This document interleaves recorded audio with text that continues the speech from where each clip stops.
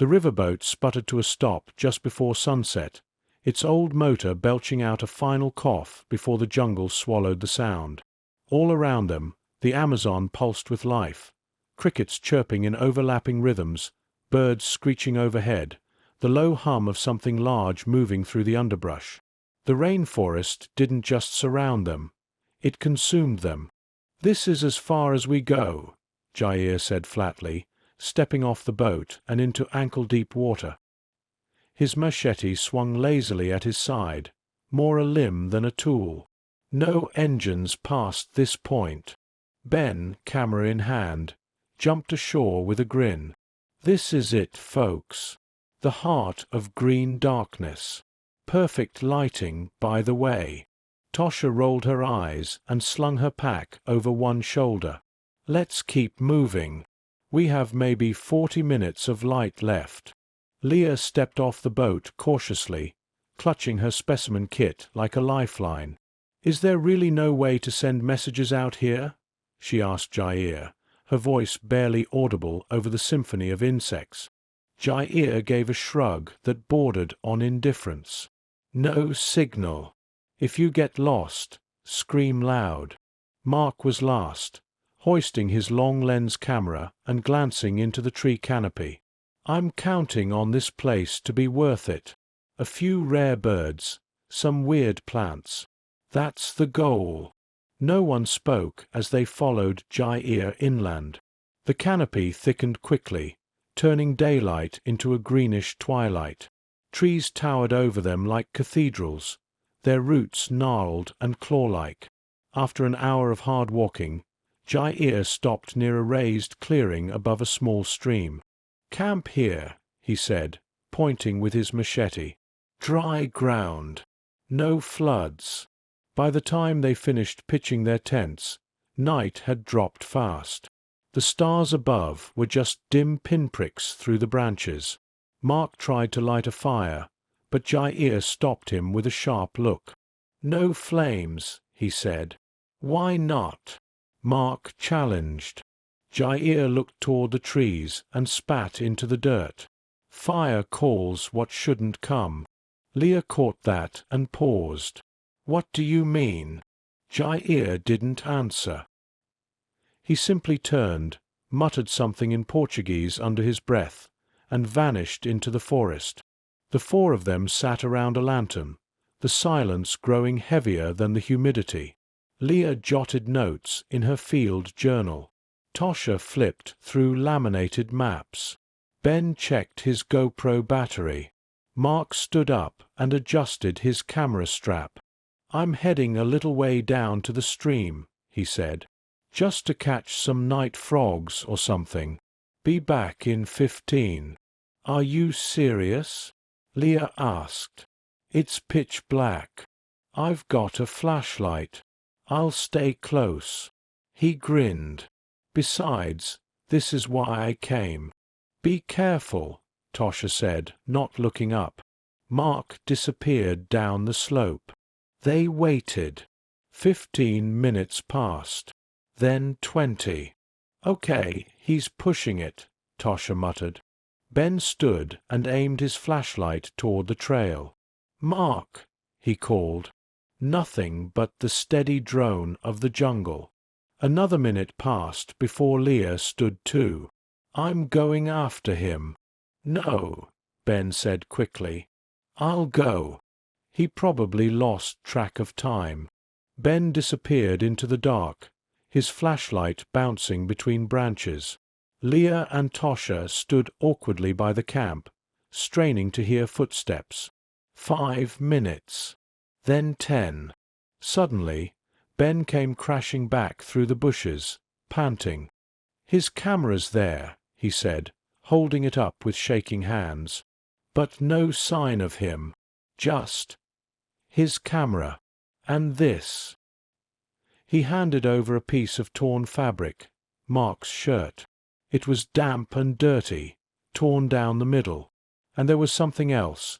3 long, fresh gashes in the bark of a tree behind the stream, each one as wide as a hand, deep like claw marks.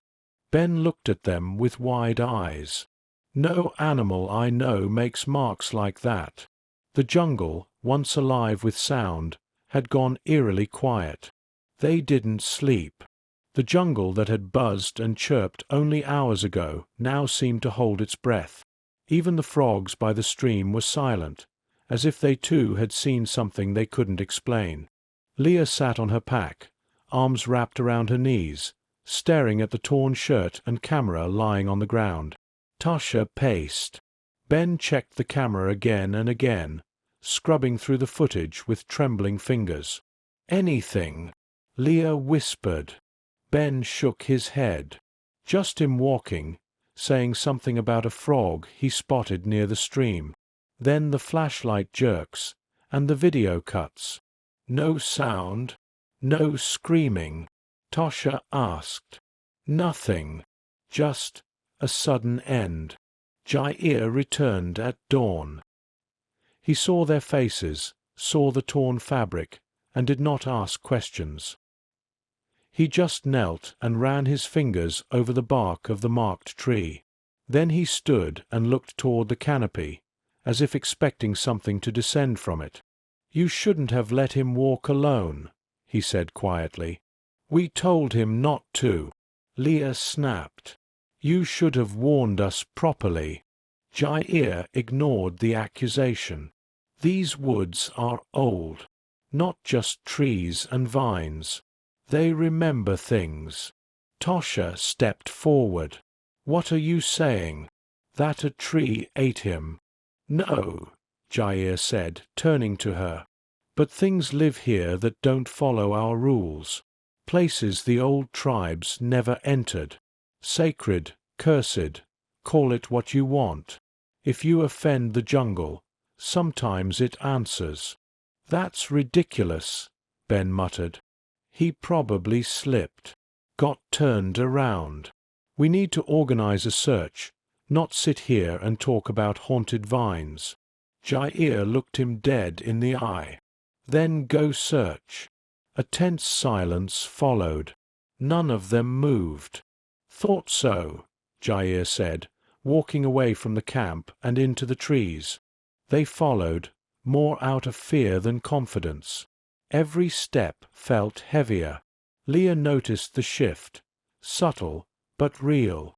The air was thicker, the green around them darker, and the path, once a loose trail of footprints, now seemed like it was folding in on itself. Branches arched unnaturally. Tree roots curled like fingers reaching up to trip them. After half an hour, they found the clearing. Clay idols hung from branches by string, some no bigger than a fist, others grotesquely shaped with elongated faces and hollow eyes. Dozens of them, maybe hundreds, some freshly made. "What the hell is this?" Tasha whispered. Leah stepped forward, eyes locked on the nearest one. The clay was still damp. "I think this is a warning," she said. Jair stepped carefully between the hanging figures, eyes scanning the trees. "These are left when something has been stirred. You don't make offerings unless something has already gone wrong." Ben walked up to a cluster and took a photo. A deep, sharp crack echoed from beyond the clearing, like a tree snapping under pressure. Everyone froze. Then silence again. Tasha grabbed Jair's arm. "We need to go back." Jair shook his head. "No back. Not the same path. This part of the forest. It changes when it's watching." Ben looked up. "Wait. What do you mean watching?" Jair simply said, "It's awake." As they turned to retreat, the path they'd come from was no longer there. The trees had shifted. It was impossible, but it had happened. The thick vines curled in places they hadn't before. Large trunks they'd passed minutes ago were gone. It was like the jungle had rearranged itself in their absence. Leah's voice cracked. "I marked the trail. Scraped the bark every 20 steps." She pointed to a nearby tree and ran to it. There was no mark. Nothing. Only a fresh clay idol dangling from a low branch, its face twisted, mouth wide, eyes hollow. Ben took a trembling step back. I don't think Mark got lost. Tosha stared at the ground. I don't think we're alone. Overhead, something rustled, loud and slow, like wet skin dragging across bark. They ran without speaking. No one led, just 4 sets of feet crashing through undergrowth, guided by panic. The jungle had turned dense, almost aggressive. Vines whipped at their legs like lashes. Thorns snagged their clothes. At one point, Leah fell face first into the soil, her glasses cracked and muddied. Tosha yanked her up by the wrist without slowing. By the time they stopped, lungs heaving and soaked with sweat, it was well past noon. "Do you recognize anything?" Ben asked Jair, hunched over and spitting into the dirt. Jair didn't answer right away. He was staring at a nearby tree. Not just any tree. It was the third one in a row with deep horizontal gouges in the bark.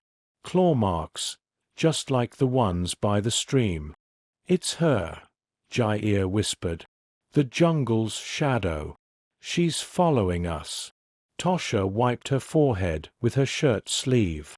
"Can we not do the cryptic spirit stuff right now? We need to find our way back. Logically." Jair turned slowly to face her. "Logic brought you here." Leah crouched and touched one of the claw marks. There was moisture in the grooves. Not sap, too clear. It looked almost like saliva. "Guys," she said, her voice suddenly shaky, "this was made recently.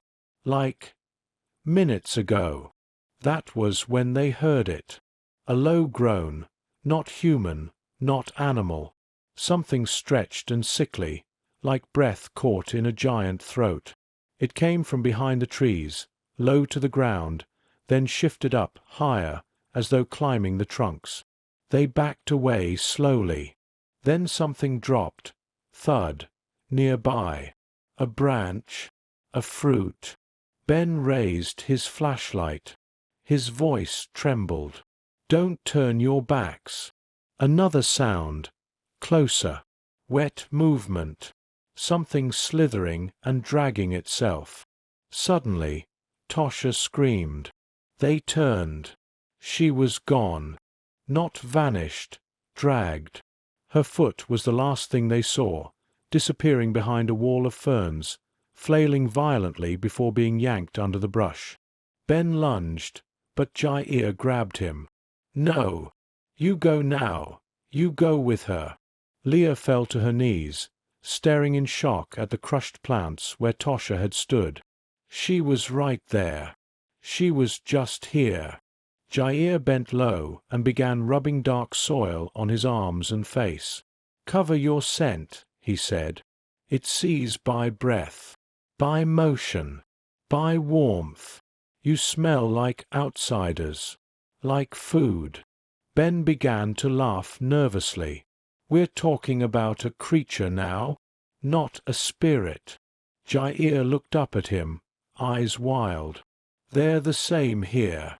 You people split body and spirit. The forest never did." They moved again, slower now, quieter. The sun was dipping, and the oppressive heat had turned to cloying dampness. Fog rolled low across the floor, clinging to roots. The shadows stretched in impossible ways. They came upon a clearing with a single stone structure, a moss-covered altar or shrine, built from red, uneven blocks, long eroded. More idols were arranged around it, their eyes gouged out. Jair approached cautiously, making a wide circle. "She hates this place," he murmured. "Old gods before her. This was theirs. Before they died." Leah stepped up beside him. "Can we stay here? Hide?" Jair hesitated. "For the night. Maybe." Ben circled the stone, filming with slow, deliberate movements. "There's something carved here," he said, crouching. "Letters, maybe. Not Spanish or Portuguese." As he reached out to touch the inscription, Jair yelled, "Don't!" Too late. The stone beneath Ben's hand pulsed, like a heartbeat. Faint, but undeniable. Then the ground shook. A low moan rippled up through their feet, vibrating the altar. Insects burst from the grass and vanished into the trees. Birds screeched and flew, forming a dark cloud above them. Even the fog seemed to retreat. The jungle was waking up in ways they could no longer pretend to understand. And something was coming. Not fast, not loud, but steady, relentless. Leah looked to the trees. There were no more birds, no more insects, just silence, and the slow, wet sound of something breathing all around them. Night in the Amazon was a weight. It pressed in from all sides, thick and absolute. The lantern barely lit the small circle around the altar, and beyond it, the jungle loomed like a wall of teeth. The air smelled of moss, rot, and something metallic, like rusted iron or blood. Ben sat with his back to the stone, shivering. His earlier confidence was gone. "I felt it move," he kept repeating. "The stone. It breathed." Leah crouched across from him, gripping her knees, her knuckles white. Jair stood at the edge of the clearing like a sentinel, his face smeared with mud, machete clenched so tightly his hand shook. "We have to survive until dawn," he said. "That's the only rule." Leah whispered, "What happens at dawn?" Jair didn't look back. "She retreats with the darkness. The forest sleeps again." Ben looked into the trees. "What is she? An animal? A spirit?" "She is place," Jair said. "She is memory. She punishes those who walk where death still lingers." Leah stared at the clay idols, now glowing faintly in the light. "And this altar? Forgotten gods. Replaced." She rose in their absence. Now nothing keeps her in check. They sat in silence, hearts thudding. Time stretched, meaningless in the green tomb that surrounded them. Then came the whispering. Not words, not voices. Something softer, like leaves rubbing together under water. It grew louder, circling the clearing, a sound that tickled the base of the skull, that made breathing feel wrong. Ben stood too fast. "We can't just sit here. This place is cursed. We have to run." "Don't move," Jair hissed. But Ben was already backing away. "We stay, we die. I'm not gonna wait for something to come eat me." He turned, and the ground opened beneath him. It wasn't a sinkhole. Not exactly. It looked like the forest swallowed him. The soil parted, vines whipped around his legs, and he disappeared with a choked gasp. There was no scream, no thrashing, only the sound of roots shifting. Leah covered her mouth to keep from screaming. Jair didn't react. "She's angry now." He touched her altar. "We have to get out," Leah said through gritted teeth. "We have to try." Jair finally turned to her, his eyes glassy. "There is one path. Not safe. But it's the only one she doesn't watch." "Where?" He pointed up, into the canopy. Leah followed his gaze. High above, tangled in vines and moss, was a broken wooden platform. Old, rotted, but real. A forgotten treetop walkway, probably used by biologists years ago. "If we reach that, we follow it. No feet on the soil. No breath near the roots." Leah nodded. Together they climbed, Jair first, then Leah.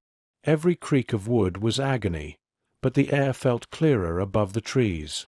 The veil of the forest loosened, just slightly. From above, she could see the clearing, the altar, the shifting shape that now moved through it. She wasn't sure what she saw. It wasn't a creature, not really. It was a mass, a breathing, swaying fusion of vines, soil, ash, and bone. A face shimmered in the tangle, long, eyeless, mouth open not in hunger but grief, as if mourning what had been disturbed. It didn't chase them. It only watched. They ran. Hours passed on the treetop path. The walkway groaned and bent, but held. The jungle below never stopped moving. By dawn, the trees began to thin. A narrow stretch of river glittered in the orange light. Jair stopped at the final plank and looked back. His face was drawn, older. She's done. For now. Leah collapsed into the mud by the water, weeping silently. They never found Mark, Tosha, or Ben. When they reached the village, Jair said nothing to the locals, only looked toward the trees and whispered a phrase Leah would never forget. Ella semper lembra. She always remembers. Leah didn't go back to the jungle. But some nights, when it rained hard and the trees outside her window shivered in the wind, she could still hear it, that low groaning breath, the whisper of leaves moving in unnatural rhythm. And in her dreams, the idols watched her sleep,